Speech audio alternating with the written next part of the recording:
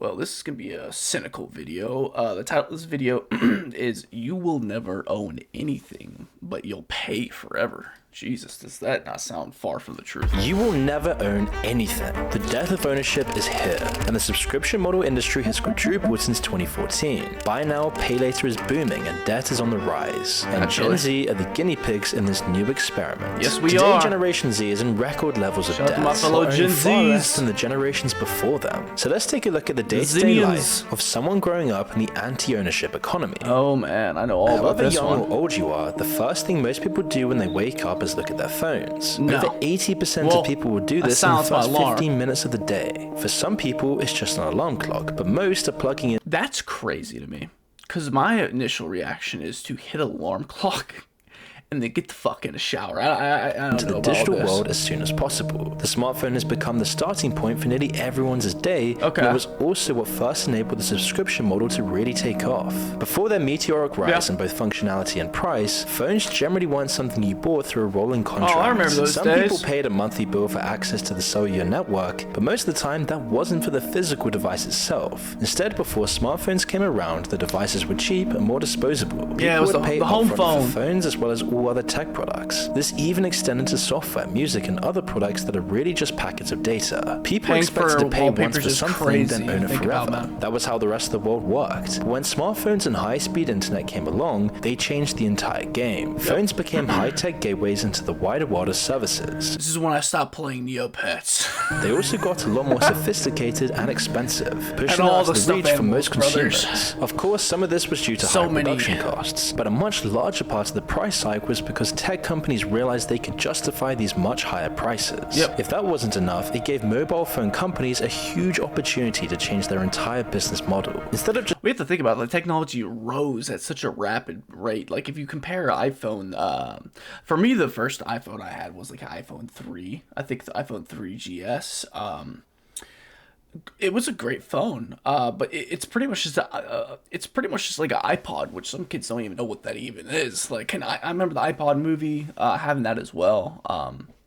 Which actually I think, no, it didn't have a bigger screen than the 3GS, but like you compare the 3GS to like the newer models, like the 16, like how many years is that? Like 10 years, 15 years? Like it's not that many years, man. It's a huge rapid ascent in technology. So I understand why the technology it costs so much more money to pay for these phones. But we're at a point where it's honestly, I think it's plateaued where people are keeping their phones for 3 to 6 years long because they last so long now. You know, it used to be if you drop it once, they completely shatter. And the shards of glass would get in your fingers and all that kind of stuff. It doesn't, like, I've dropped my phone all the time. I'm clumsy as hell. And it hasn't broken at all. So I've had my phone for 3 years now. And I know people that have had their phones longer. And they have the new iPhones that come out. And they're like, I think like $600 or $500 or something like that. The 16C or E or whatever it is. And I see the people that haven't bought a new phone in like over half a decade moving over to get that phone just because it's so cheap. But yeah, like it took something like that for them to get a new phone. selling the phones as very individual interesting. devices, they could push forward the idea of paying for both the device and the networking in one single contract. Yeah. It was just one small step for consumers, and for many of them, it was a better option. Instead of paying hundreds up front, they could pay it off over a few years, keeping it generally affordable. And then you have the incentive of, oh, you now can, because remember the upgrade feature where people, like as a kid, I always thought, like when you upgrade your phone, it was like, oh, you could just get a new phone for free. But that's not how it is. You still pay for the new phone. It's like they put a time limit on your payment and you have to pay it off. And then once you pay it off, usually your upgrade's around then, or maybe it's halfway through.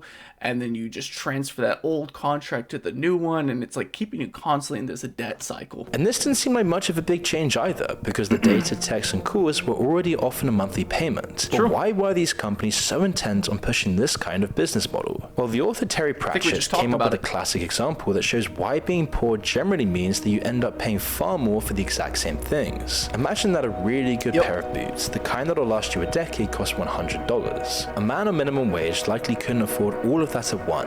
He can't spend the time saving up for them either, as he needs the shoes now so that he can work in the first place. So he goes for the cheaper option, a $10 pair of boots that don't really keep his feet dry and only last around 6 months. Yeah, we're talking about loafers. These are not boots, but okay. Months to a year at best. Over time, this man will spend more money on his boots than the rich man who just bought the nice ones in the first place would. Meanwhile, despite paying more, he'll still have wet feet. And a subscription model is like an even worse version of this. Yeah. Imagine that for just $3.99 a month, the man could subscribe to Boots Plus. They provide a service which gives you access to a pair of their cheap boots as well as monthly repairs, maintenance, and replacements as well. While the initial cost is even less for this service, over time it'll mean paying about $48 a year for boots. Over a decade, this will cost nearly 5 times more than the expensive boots ever did up front. So it's pretty obvious now why companies are all trying to switch their customers onto the subscription model. It simply makes them far more money, and there's a whole host of other hidden tricks and benefits for them that we'll get into later. This is why they should be teaching statistics in classes in high schools and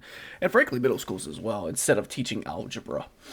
Like, algebra does have its course where it plays a role in society for sure, but there's other mathematics that would be way more efficient or at least beneficial to newer generations to learn about economics, macro, micro, all that kind of stuff.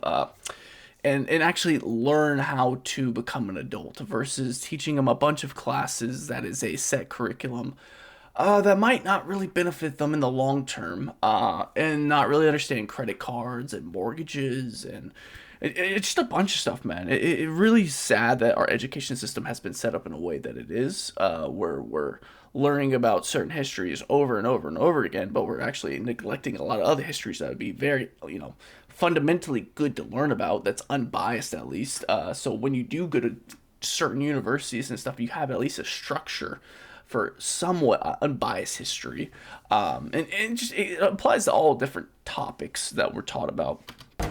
But before we continue, I want to tell you about our video sponsor, NordVPN. You see, the internet is an incredible tool, but it does come with some risks that we often speak about on the channel. Cyber threats, data breaches, and privacy invasions are more common than ever. Whether you're working remotely, traveling, or simply browsing at home, your personal data is constantly at risk. And that's where NordVPN comes in. NordVPN provides an encrypted, secure connection that keeps your online activity private and protected from hackers, malicious websites, and intrusive trackers. With just one click, you can shield your sensitive information from cyber criminals, especially when using public Wi-Fi networks, which are often unsecured and vulnerable to attacks. But beyond privacy, NordVPN's Threat Protection Pro goes a step further by blocking malware, phishing attempts, and intrusive ads. Unlike traditional VPNs that only offer basic DNS filtering, NordVPN actively scans downloads for malware and warns you about fraudulent websites before you click. It even detects fake online stores, preventing you from falling victim to scams designed to steal your payment information. Another critical feature is the dark web monitor, which continuously scans hacker forums and data leaks to alert you if your credentials have been exposed, giving you the chance to secure your accounts before cyber criminals take advantage. NordVPN isn't just about security, it's about freedom. And with servers in over 60 countries, you can bypass geo restrictions and access your favorite content no matter where you are. So get NordVPN's exclusive deal today and enjoy 4 extra months at nordvpn.com/moonvpn. It's completely risk-free with a 30-day money-back guarantee. So protect yourself online and get NordVPN today. There you go, boys. For now, let's get back to Generation Z, who are nearly all hooked into these subscription models. They dominate nearly everything they do, including when they first wake up. But it isn't just their phones. If it's a weekday, most people in Generation... There's a subscription model for literally everything nowadays. For groceries, for entertainment, whether that be movies, streaming, TV shows, movies and TV shows, music... there's probably I remember when Vivo was a thing. I'm sure there's a subscription model for music videos, which would be YouTube Premium. There's a subscription model for online dating. You got probably every single one has a subscription model. There's subscription models for AI generators, which you can actually do online for free. But there's a lot of people that don't understand the industry, so they'll subscribe to it. There's so many different routes of subscription. I could go on and on. Video games, monetization in video games. There's just so much of daily life. Subscription models for basic software, which I think is one of the most ridiculous ones. Like, if I want to buy, like, let's just say, I don't know, Adobe, right? If I just want to buy one certain software, well, I don't have to just buy that. I have to subscribe to it too, typically. Which is so crazy, man. It really is. Like, if you want to do Photoshop or something like that, Gen Z will either be heading to school, goes college, on or and work, on and on. and most of them will be listening to music as they go. In this modern world, most people try to distract themselves from their surroundings in whatever way they can, all while keeping the dopamine pipeline flowing for the brain. Music is yet another massive industry that has fully embraced the subscription model. Big time. At first, I think it was a wasn't fat feasible. W that they the did, rise though. of Napster and other file-sharing services made getting free music incredibly easy to access as long as you knew how. I remember the old days of doing Legitly and buying CDs and burning them onto the iTunes, and then making a CD and burning it and then putting it into my CD player. Like, the fact that I used to have to either do that, burn like my favorite CDs onto a playlist and then burn that onto a CD and play it in the car, or have a floppy folder with multiple CDs if I want to change the song or album, switch from one CD to the other. Like, imagine driving nowadays and you want to switch a song, a different vibe, and you're like, you have to go through a whole folder, or, get them out from the what is it called that folds down, the little foldy thing in the car, the shade protector. I don't even remember what it's called. But pull it off of that and then eject the disc and then put the new one in. Oh, it's dirty. It doesn't read it. You got to pull it back out. Breathe on it. And, wipe it on your shirt a little bit. Hope your shirt's nice and clean. Maybe you had some crumbs on your shirt. Get it on your shorts. Oh, your shorts are a little dirty because you were running outside. Oh, we gotta figure out a way to clean it off and then put it in. Oh my gosh. And then you have scratches on the discs. Oh, Jesus. To use a computer. The problem. Nothing is worse than picking up a girl, listening to a CD, driving down the highway, and a disc is scratched and it just sounds like shit, or it just completely stops playing and just kills the vibe.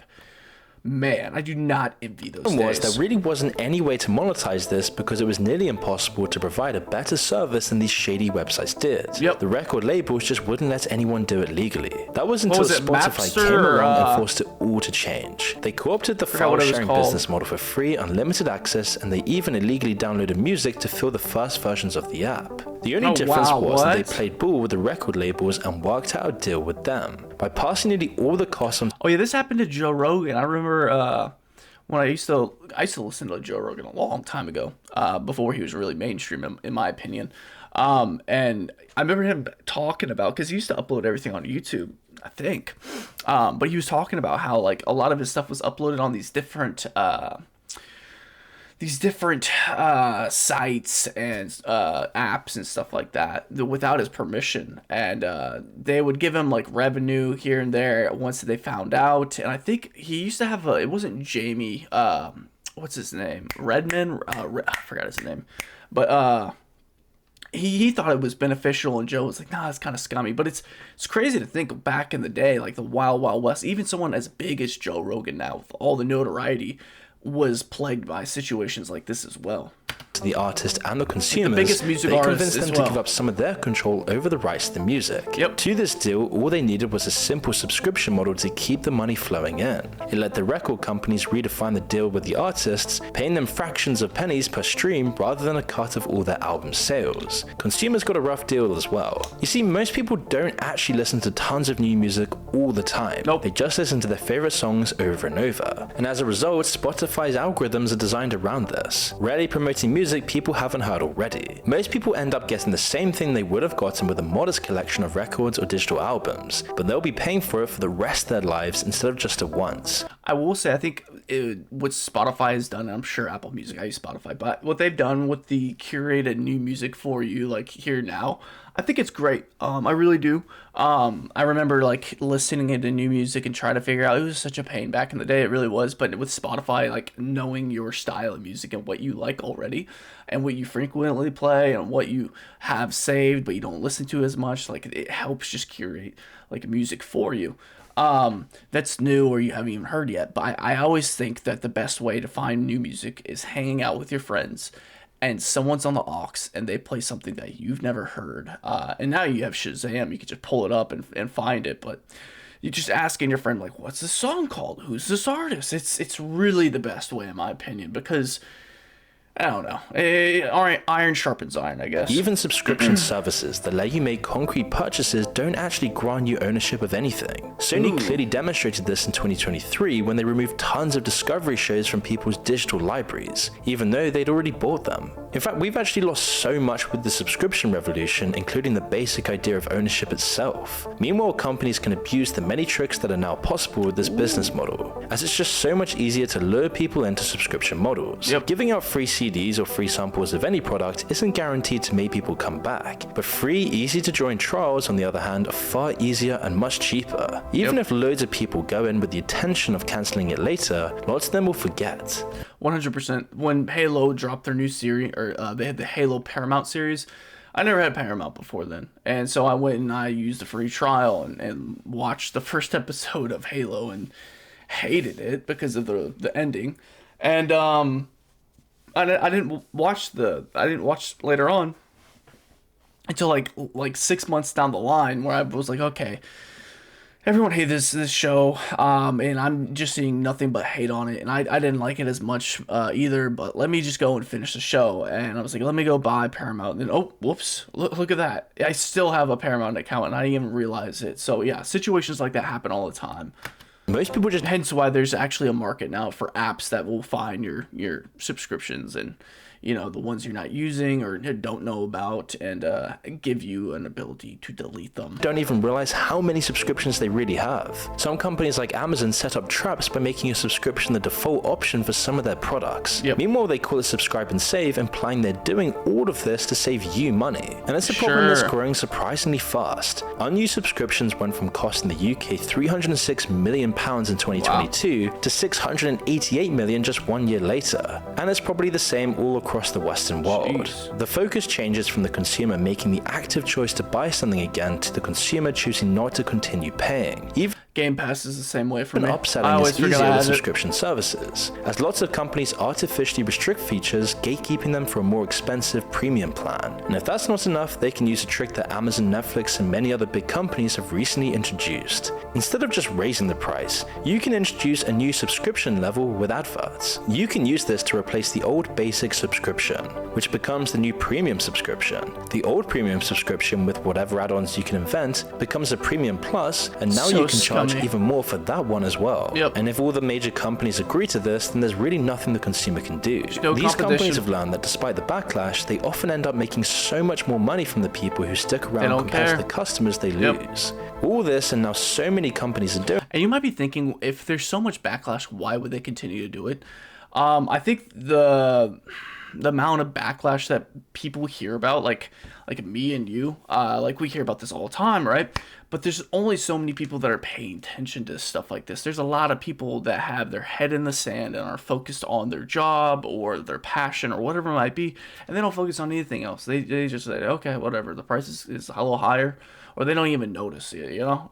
Doing this, the actual service and offer I feel like that's how most people are, actually. There was a short period in time where a Netflix subscription would give you tons of different films and shows to watch, but now all the content is split up across a dozen different apps, which all cost far more individually than the old Netflix used to. And you still get adverts on top, and it's almost worse than cable used to be, all without ever actually owning anything. So Generation Z are already on the back foot. Unlike previous generations, they don't own things like their music, and even without inflation, they're going to be paying far more than previous generations did for the exact same thing. So in theory, there should be a lot less hoarders, right? But unfortunately, subscription models aren't the only thing that's changing. Lots of the older members of Generation Z, after going through their morning routines, will end up at work. But lots of Generation Z is already checking out the system because no matter how much they work, it isn't going to make their lives any better. Costs of living are incredibly high across the developed world, and this affects young people much more than older and richer generations. 100%. For lots of people, this means that they're barely staying afloat, and they're definitely not building up any savings.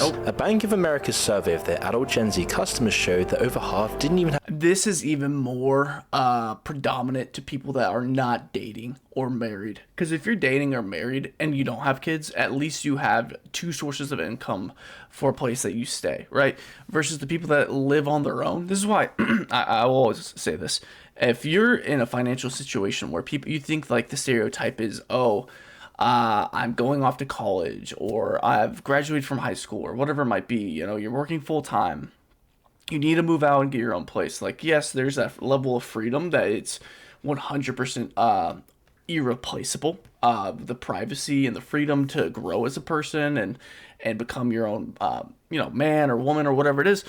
100%. I get that. But economically, we're in a situation right now where you should be saving up to buy a house. And I think if you don't have a plan and a savings to buy a house, you shouldn't be moving out on your own. You just shouldn't be. We also live in a time where people are realizing going to college might not be the best option, because people with degrees, 2 degrees, 3 degrees, whatever it might be, aren't even getting hired because they can hire someone else that doesn't have their qualifications and they can do the same job because they don't need to be that qualified, and they can pay them a lot less. Like, it's crazy, man. It is crazy.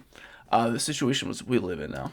Have savings to cover just 3 months of expenses. 46% have also had to rely on their parents or family financially just to get by. They're living paycheck to paycheck. Now, that's One or the two worst. bad days could find. If you move out and you have to still rely on your parents to like pay your rent and stuff like that, what are you doing? You're doing your parents a disservice. Move the fuck back in and fucking save up. Like, that is just sad. I will never understand that when parents are paying for other people's house. Like someone lives in an apartment and they're having their parents pay for it. I just never understood that. Unless they're really rich. They're the ones who are comparatively well off. Lots of Generation Z don't have access to those kinds of privileges. Instead, they're sinking further into debt to keep up. Since 2022, credit card balances for Generation Z have increased by more than 50%. Yep. The average balance for someone aged 22 to 24 in 2023 was nearly $3,000. I blame this mainly on the education system not teaching people about like credit cards and understanding what they are, because there's a certain point in my life where I thought credit cards were completely scams and bad, and you might still think that is the case, right? But there is a point where you realize that there is this thing called a credit score, and you do need to have some kind of credit score to buy a house, unless you want to like go buy it straight up, right? If you want to buy the whole thing cash, and the probability of someone doing that in our economy, starting from the ground up, from like just average living, like from an average financial standing family, that's not realistic at all. It just isn't, unless they stay in their parents' house and save up completely from 18 to whenever and buy the house like 100%. Yeah, okay, maybe, but it's just not realistic. So yeah. 26% more than it was for millennials that were the same age just 10 years ago. And at the same time, delinquency rates have also risen as well. It might be better. These aren't signs that Generation Z are naturally careless or looser with their money compared to millennials. More so it's the conditions that have changed that's simply squeezing them harder. It all means that a larger part of Generation Z are working just to pay off their debts and survive. There isn't any room for building a life, and that's for the people lucky enough to have a job in the first place. Yep. Every young person knows just how hard it is to get a job in the modern world, especially when you're fresh out of school or university. Even the lowest paying jobs are becoming even more hard to get nowadays. In fact, we made an entire video on just this topic alone, as it's not uncommon for companies to force people into multiple interviews, team building exercises, and other pointless tasks. The kinds of jobs that let you climb society's ladder are even worse. They're locked behind layers upon layers of time-destroying bureaucracy. First, there's the standard AI systems that filter out most of the applications based on just random keywords and invisible tests. Yeah. And once you get past those, you'll get your CV and application read by an overworked, stressed HR intern who's often far less qualified in your field than you are. Then there are the tests, interviews. It's really a shame, like the good old days where you could just walk into a place and be like, hey, are y'all hiring? Yeah, y'all are. Or no, you're not. Well, I'm interested in working here. My name's so-and-so, and just hitting it off with a good conversation, like the amount of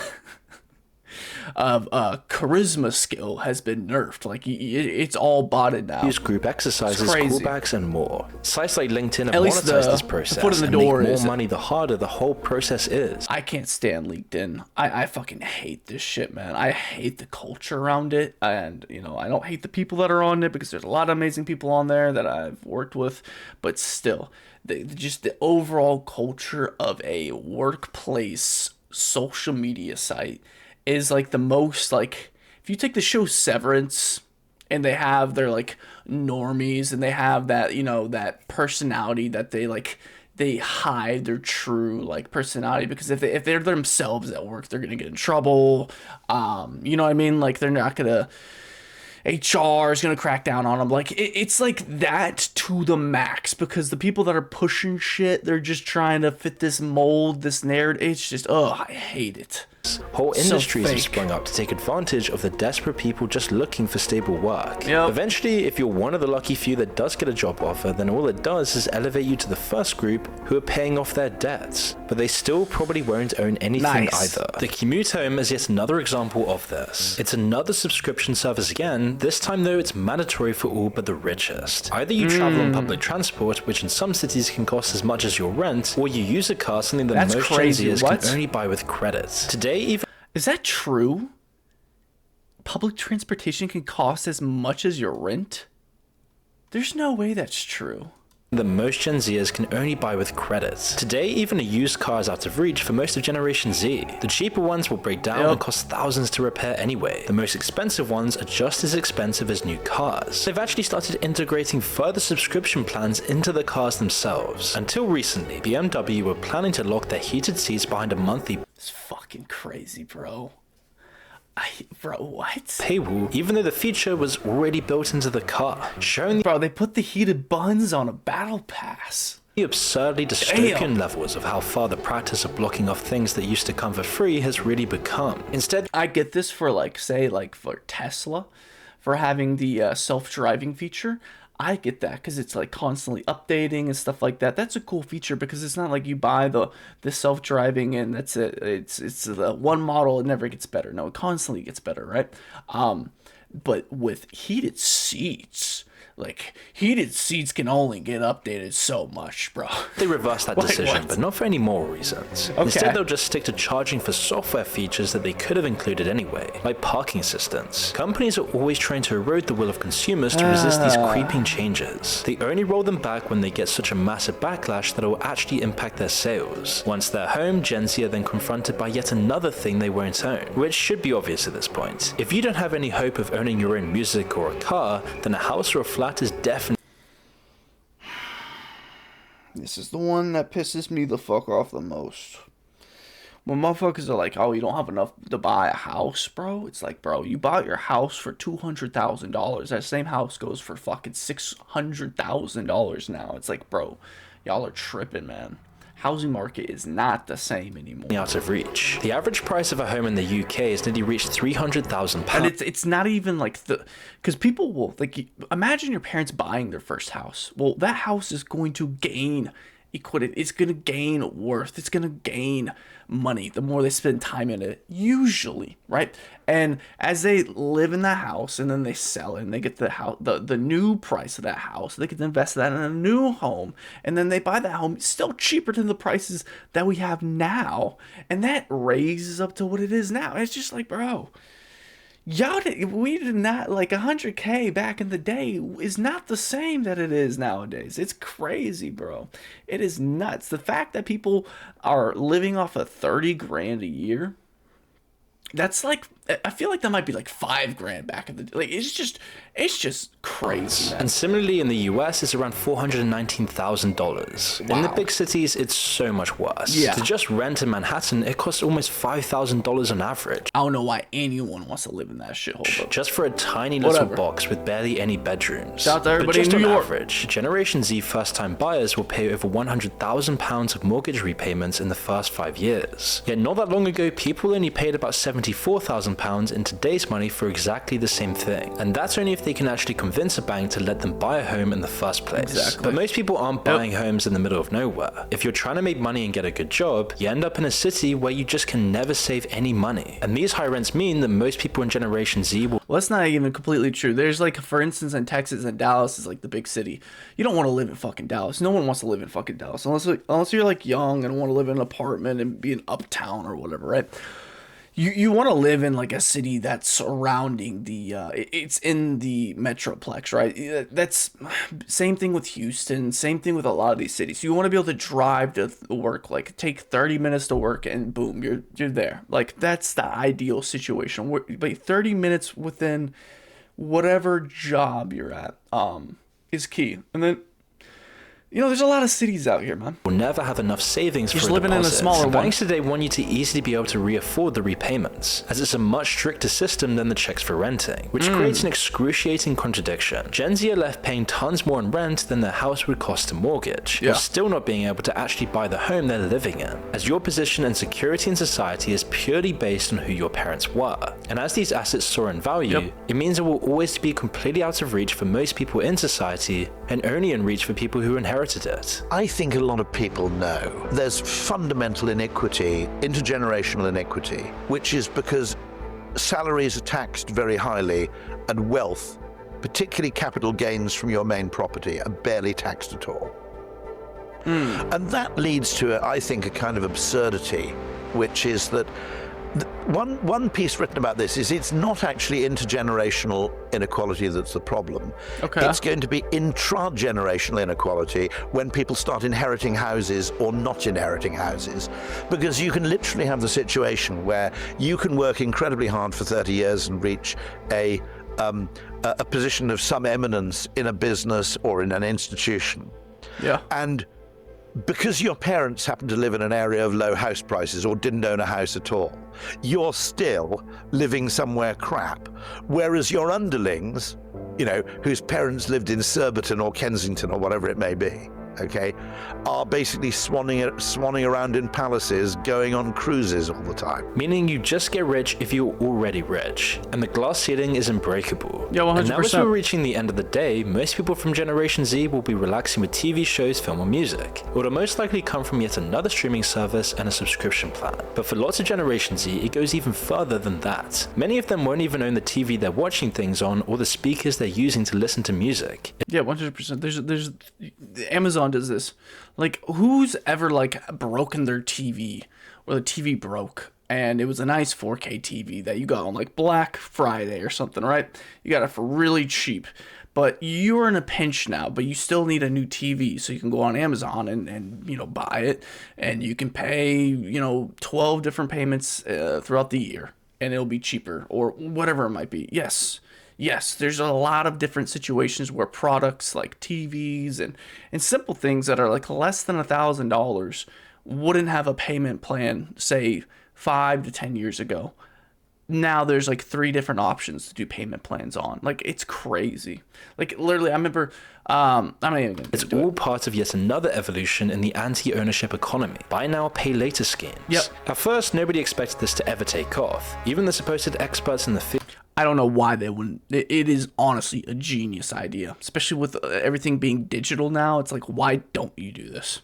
It all began in 2008 when 3 students from the Stockholm School of Economics competed in a university entrepreneurship competition. They pitched their idea for an e-commerce business revolving around this new type of selling products, but it was just laughed out of the room. Reportedly, the panel of judges told them the idea would never make any money and that they should just give up. Despite losing the competition, their confidence remained unshaken. Well, they laughed at them because they didn't realize that if you did this on scale with and also back in 2008, Amazon wasn't what it is today. So you didn't have a marketplace for this even to be possible. Let's be frank about that, because digital consumption, whether it's buying or selling, was a whole different market back in the day. It just was.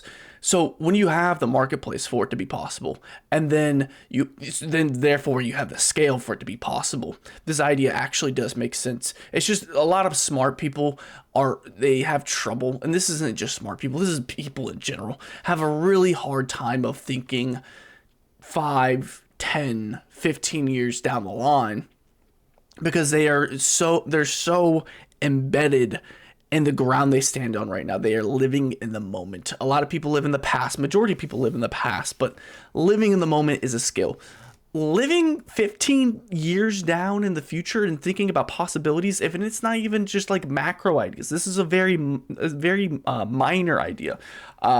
So yes, this is a genius idea. They idea. Found the company anyway, and after months of work, they finally found investors to join the company. Kind of screwed over a generation, but still good for them. 3 years later, their new company, Klarna, had already expanded from Sweden into the rest of Europe, and today they're aiming for an IPO valuing the company at around $15 billion.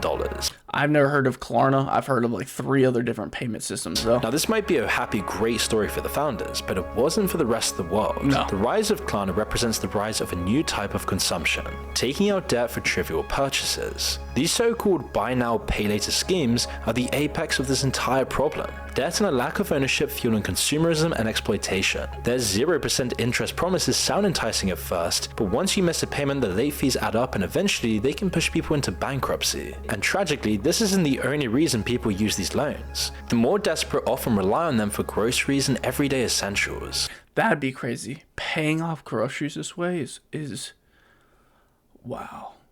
If you're down bad like this, bro, man. It means that lots of Generation Z don't even own the food in their own fridge. All the things we've discussed today are part of a global movement that's eroding the very idea of They don't even own the food that's in their stomach. How dystopian is that? ownership itself. While Generation Z is bearing the brunt of it, it's still something that affects all of us. In many ways, it's a necessary consequence of inequality. The fact that a smaller and smaller proportion of people own nearly all of the wealth creates the need for these exact conditions. Yep. In another way though, it's the evolution of the consumer culture itself. Actual ownership is unnecessary when it's the experience of consumption that people crave. Modern services are completely focused on this. They make the user experience as smooth as possible when you're paying. Everything is there on demand, it's all accessible. Remove all resistance as much as possible for someone to buy something. That is the key to everything. Like, and if you ever knew this channel, I'm a Halo guy. Like, I love Halo, and Halo Infinite is notorious. Not many people talk about this situation when it comes to Halo, and I just want to paint this in perspective because this is not a just a broad. Like, this applies to so many different things. I can apply it to gaming easily. Halo Infinite. Okay, first off, Halo M was Halo 3, the OG Halo, even Halo 5 was an M-rated game. I think Halo 5 was. I can't remember exactly, but and it was rough. It was bloody. It had cuss words. It was masculine. Sorry, I said manual, but. What they did with Halo Infinite was they were trying to remove as many barriers as possible to monetize the game. Because obviously it had the battle pass and the microtransactions, but a big thing that they did was they switched to free to play so that you don't have to go into a store and buy it. So you're removing an obstacle right there. You can just download it on your Xbox. Okay, another key thing that they did was they switched it from a M rating, a mature game, to a T rating. So that way, if you're a kid, you can download this game no matter what. You do not need your parents' signature or password or whatever it might be on your Xbox or whatever you're playing this game on. That way, they remove as many obstacles as possible to get a player base on the game. That way, as many people as possible can buy microtransactions on the game. This is the same system, same concept that they're doing, and this happens everywhere. As smooth as you can get it, as easy as you can get it, for someone to buy something is key. And I think one day we'll live in a time where you can buy things with your thumbprint or maybe your eye scan. I mean, we're pretty much already there in a way with iPhones. You got the double click and the face scan. Wow, I didn't even think about that. That's crazy, bro. Meanwhile, free users are constantly badgered, harassed, and interrupted to try and push them towards paying. They're trying to turn you into an addict, someone who's so enthralled in the experience of consumption that they're unaware of how badly they're getting ripped off. The only real barrier to not paying for digital content, for example, is paying an annual price, but you're still paying a subscription model because you're paying it for that year. You're not paying for the whole software so you can just put it on your computer and use it whenever you want to. No, it is a yearly fee, which is incentivized. And not many people are going to have $139 to spend on a fucking Prime membership. What are we talking about? Is that it's annoying and time consuming. Most people don't care one bit about the ethics of it or the legality because the laws are generally so rarely enforced. It's only the convenience that holds people back and pushes them towards the legal paid alternatives. And this shows us just how strong this desire for instant content has become in the average consumer. To be this, you have to rise above it. And while you can't change the wider economic realities or the appetite of the average consumer, you can change your own priorities. Because if enough people actually value true ownership, there will always be an economic niche in serving them. Sure. Every generation faces new challenges. 100%. And for Generation Z, one of theirs is to resist this tempting but exploitative world they've grown up in. Yeah, no, I for sure agree. Amazing video. Amazing. I didn't even need to click I want to say thank you for this. You will never... No, 100%. I do agree with that sentiment. And I think a lot of people in Gen Z have just been fed up with the times that we've been growing up in, because we're getting to a point where we're seeing the world as it truly is, and we're remembering it how it used to be. And maybe some generations above us might the lines might be blurred a little bit between how the time has changed. But for us, it's happened so quickly and so apparently. We've only been on this rock for about 30 years or less. So yeah, I think the sentiment is growing and it will continue to grow. This is a phenomenal video by Moon. If you're not subscribed to him, go check him out. Go give him a sub. Tell me that Ether sent you. I'm gonna read these comments real quick. Sorry, my throat's a little scratchy. If buying isn't owning, piracy is not theft. That's why I'm sailing the seas. Oh boy, oh boy, oh boy. Yes, I agree with your point there. Now, is this completely true? No, because I talk about video games all the time. Piracy in video games is stealing. I think most people that will pirate a video game are downloading video games that they do not own. Now, there's a lot of people that will download games that they already own. I think that's a gray area. I think some people will argue that that is still illegal, and some people will say it is not legal because you are pretty much removing the dumping of the video game yourself action, which you could do, but you have to go buy the hardware to do that, and there's just more obstacles. So when it doesn't benefit the market itself, people making money, they want more obstacles in that direction, right? This is why also like video games in general unfortunately haven't been preserved and given rights like say movies have for studying movies and downloading movies and simple stuff like that, right? Preserving video games, they don't want to do that because they don't believe video games are an art form. They think of it more of a I don't know exactly how to say it, but just entertainment in general. It's stupid. I think movies and video games correlate so well to each other, and especially with the newer stuff. When you're looking at like The Last of Us and the God of Wars and the very cinematic story games, and then you also have like games like Modern Warfare 2, which is known for a multiplayer. The birth of like one of the most explosive multiplayers ever known to man, but its campaign is a very cinematic experience. You can even argue that the multiplayer experience is cinematic in a way. Like that chat lobby, bro. The fucking that shit was fucking cinematic in a way too. Might not be the most poetic fucking movie you ever seen, but this shit was definitely a movie, man. This is why you teach the younger generations how to sail the seven seas. The audacity of you to avert NordVPN on this video. Oh boy. If I can't afford to pay for it up front, I don't buy it. That is kind of funny because NordVPN is a subscription model as well. Yeah. Who remembers buying ringtones for our flip phones? I do. Yeah, I remember buying the Old Spice noise, a bunch of songs, man. I remember actually recording certain songs and tones on my phone and then turning that into a ringtone and trying to line up the microphone to the other source as close as possible and make it sound as crisp as possible, not knowing anything about audio quality back in the day. Good old times, man. Good old times. This video is great, bro. But yeah, leave your comments down below. Let me know what you're thinking. My name is Trey Swish.